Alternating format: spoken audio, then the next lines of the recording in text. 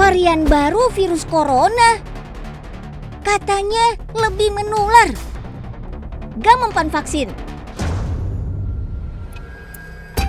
Lebih kuat daripada varian sebelum-sebelumnya. OMG, takut banget loh.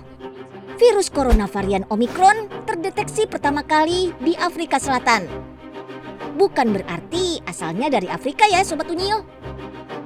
Bisa jadi varian terbaru sudah menyebar duluan di berbagai belahan dunia. Menurut peneliti yang menemukan varian Omicron, gejalanya agak berbeda dengan varian Delta. Katanya sih gejalanya lebih ringan daripada varian lainnya. Hanya seperti flu biasa ditambah nyeri badan. Sampai sekarang penelitian tentang varian Omicron masih terus dilakukan. Jadi Sobat Unyil harus pilih-pilih informasi yang tepat ya. Jangan sembarangan percaya berita yang sumbernya nggak jelas. Kabar baiknya, Indonesia membatasi kunjungan dari luar negeri untuk mencegah varian Omicron menyebar di tanah air. Selain itu, vaksinasi juga masih terus berjalan. Sudah lebih dari 94 juta masyarakat Indonesia yang sudah divaksin. Masih diteliti apakah vaksin yang sudah ada mampu melawan varian Omicron. Setidaknya mendapat perlindungan dari vaksin jauh lebih baik daripada tidak ada perlindungan sama sekali. Tapi masih ada aja nih yang gak mau divaksin dengan berbagai alasan.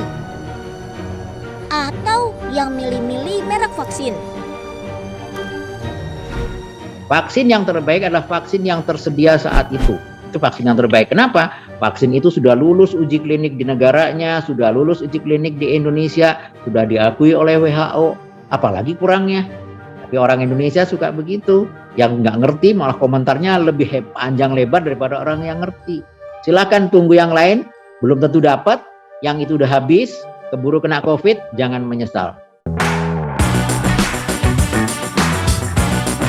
Efek samping vaksin gak bisa dihindari, tapi bisa diminimalkan dengan makanan.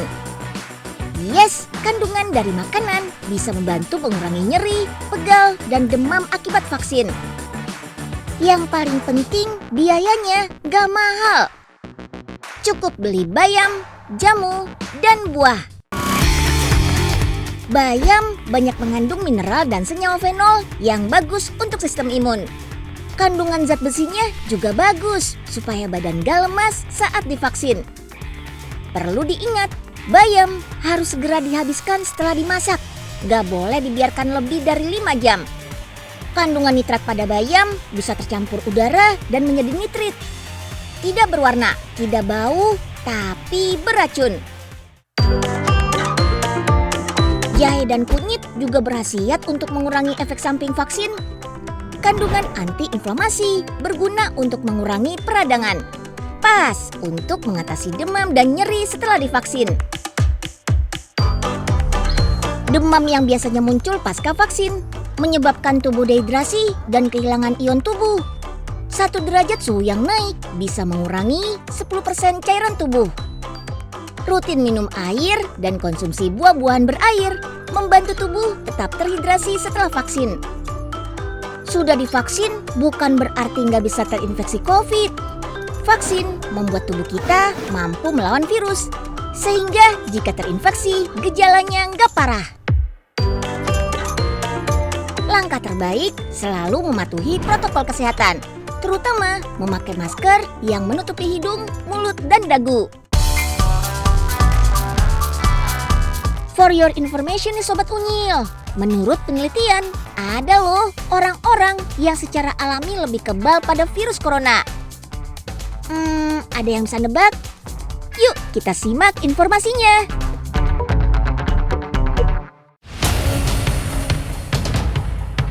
Brokoli, bayam, kubis, lobak, kubis Brussels, jamur. Apakah makanan-makanan ini masuk dalam list makanan yang paling Sobat Unyil benci? Kalau iya, selamat, kamu adalah super taster.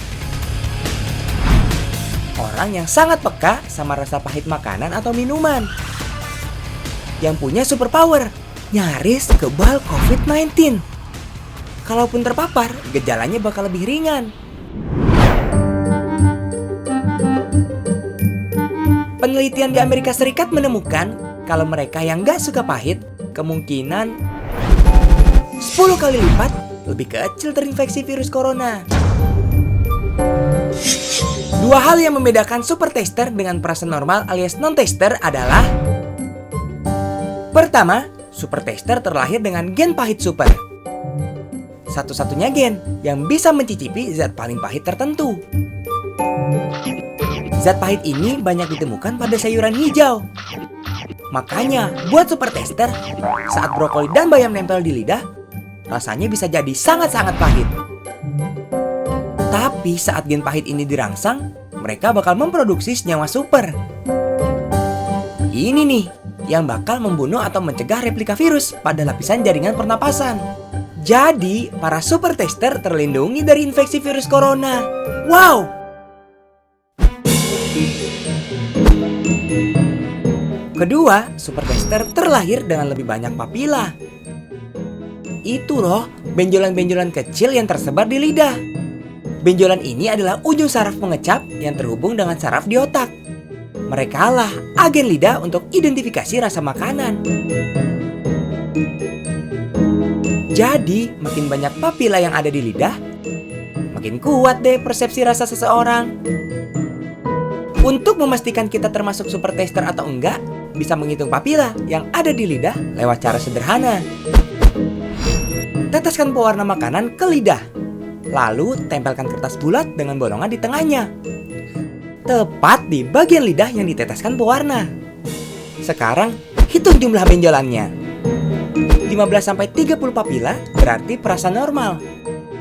Lebih dari 30 papila baru deh bisa dikategorikan sebagai super tester. Jadi, apakah kamu termasuk super tester? Mau iya atau enggak, patuh sama protokol kesehatan dan mendapatkan vaksinasi tetap jadi perlindungan utama dari infeksi COVID-19 ya.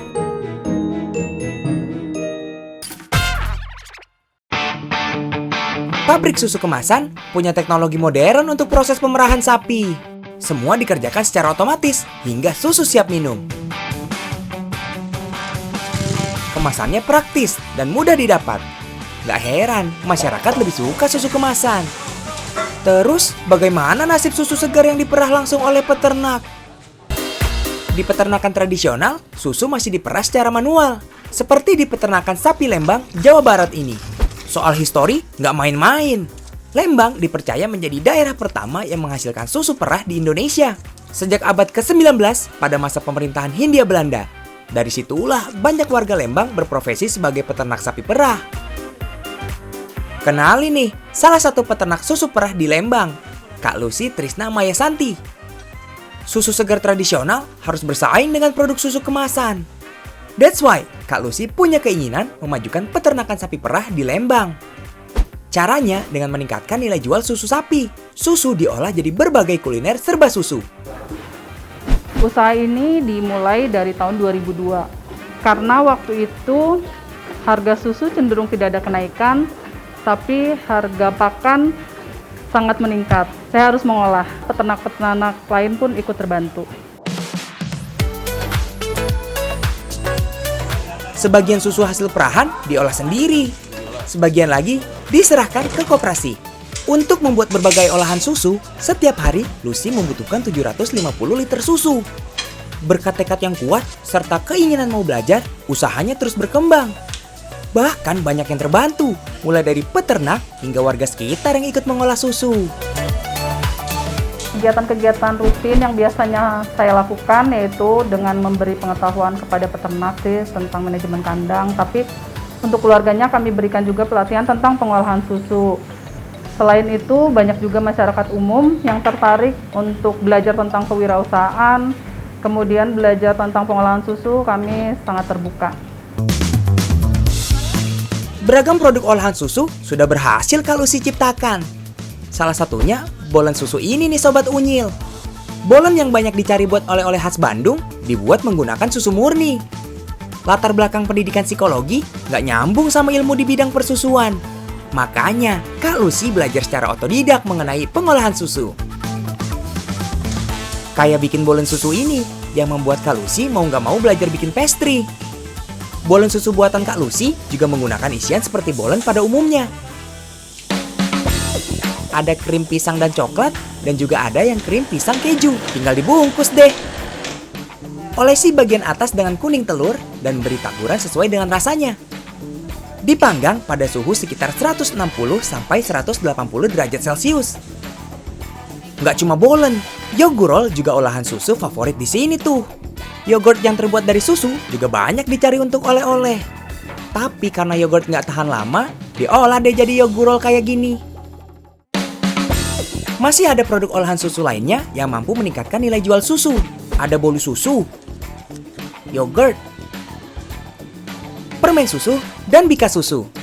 Bisnis saya ini bermula dari hobi, tapi bagaimana saya bisa bertahan dan kemudian mengembangkan bisnis ini, itu karena saya mencoba untuk fokus terus berinovasi. Jadi bukan hanya sekedar hobi, tapi juga harus punya target untuk mengembangkan inovasi produk.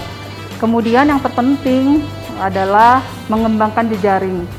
Suksesnya usaha milik Kak Lucy ini mendapat apresiasi dari berbagai pihak loh.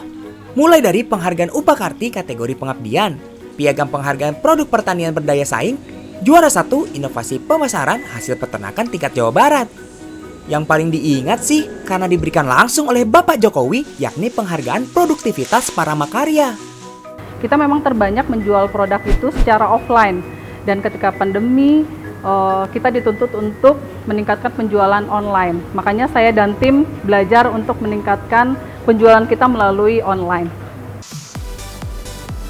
Saat ini, toko serba susu Lembang sudah ada 7 cabang loh. Bisa beli langsung di toko untuk oleh-oleh, bisa juga beli secara online.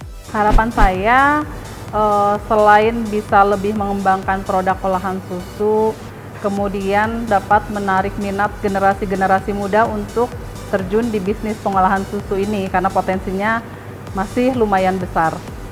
Tuh Sobat Unyil, kalau niatnya mulia disertai usaha yang gigih, dijamin deh pasti akan berhasil. Jadi, terus berusaha meraih cita-cita ya Sobat Unyil. Semangat! Air tebu versus air gula. Sama-sama berasal dari tebu. Apakah keduanya sama? Sering dibilang air tebu lebih aman daripada air gula. Bisa dibilang begitu sih, asal diolah dengan cara higienis. Bukan sembarang tebu, tapi jenis tebu marote yang airnya melimpah. Tebu dicuci, disikat, direbus. Rasa manis tebu berasal dari kandungan gula. Bukan glukosa, tapi fruktosa. Jenis gula fruktosa lebih mudah diubah jadi energi. Itulah yang membuat air tebu dinilai lebih aman. Karena tidak membuat kadar gula dalam darah cepat naik. Istilah kerennya indeks glikemik. Dari angka 0 sampai 100, indeks glikemik air tebu adalah 43. Sedangkan gula pasir angkanya 68. Makin tinggi angka indeks glikemik, makin sulit dicerna. Yang artinya bikin kadar gula dalam darah cepat naik. Jadi, ya, kalau dibandingkan dengan gula pasir, air tebu lebih aman untuk gula darah. Tapi, gula tetap gula. Mau fruktosa, glukosa, atau sukrosa, semuanya bisa bikin kadar gula naik. Faktanya, dalam sebotol air tebu ini mengandung gula 30 gram. Padahal kebutuhan gula dalam sehari juga 30 gram. Artinya kalau sudah minum sebotol air tebu, harus hindari asupan gula lainnya. Lalu, kenapa jenis gula pada tebu dan gula pasir berbeda? Padahal sama-sama dari tebu. Kalau air tebu hanya digiling lalu dimasak. Proses bikin gula pasir lebih panjang. Mulai dari penggilingan, pengentalan, lalu pengkristalan. Perubahan dari cairan ke bentuk kristal membuat kandungan gula berubah. Yang tadinya fruktosa jadi sukrosa. Sukrosalah yang bikin kadar gula darah gampang naik karena indeks glikemiknya tinggi. Pernah kepikiran nggak berapa banyak sih kandungan gula dalam satu cup es krim? Makan satu cup es krim artinya sama dengan makan 4 sendok teh gula pasir. Padahal seharusnya kita cuma boleh konsumsi sekitar 7 sendok teh gula per hari. Di film-film sering digambarkan kalau makan es krim bisa ngilangin galau. Tapi kalau es krimnya segede ember, oh no, berapa banyak gulanya tuh? Gimana kalau ada es krim tanpa gula? Bisa nggak? Jawabannya bisa. Bukan sekedar rendah gula, tapi tanpa gula. Es krim ini nggak pakai gula sebagai pemanis. Gula pasir digantikan dengan pemanis dari daun stevia. Ada 3 jenis gula. Monosakarida yang biasa ditemukan pada buah-buahan. Disakarida yang terdapat pada gula pasir. Polisakarida yang terdapat dalam makanan pokok seperti beras, ubi, dan jagung. Daun stevia tidak termasuk dalam jenis gula apapun. Jadi nggak bakal bikin kadar gula dalam tubuh naik. Lebih aman buat penderita diabetes dan aman untuk gigi. Rasa manis stevia bisa sampai 200 kali lipat gula tebu. 1 sendok teh gula stevia, rasa manisnya setara dengan 14 sendok makan gula tebu. Mengganti gula pasir dengan stevia, apa cukup untuk bikin es krim ini lebih sehat? No, masih perlu bahan tambahan lain.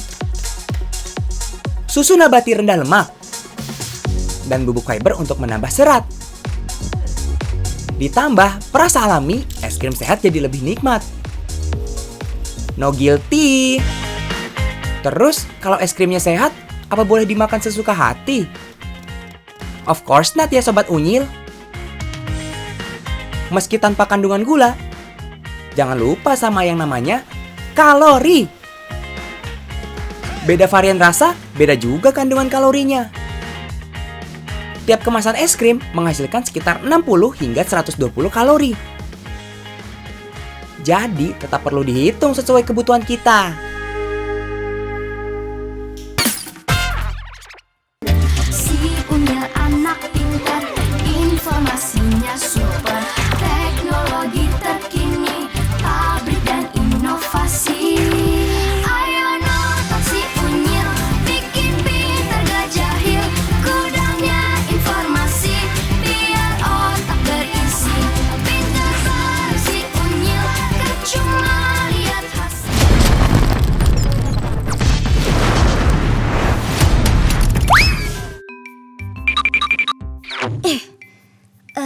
Aduh.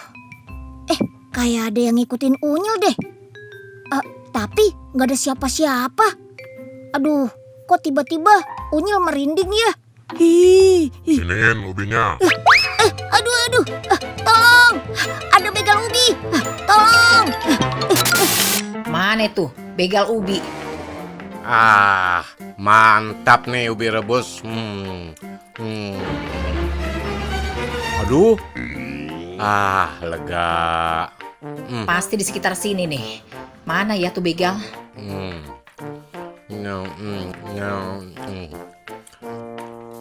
Aduh.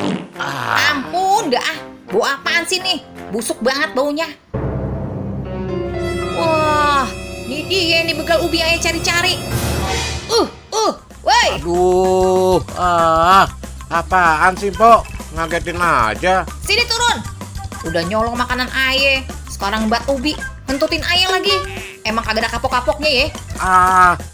Aduh.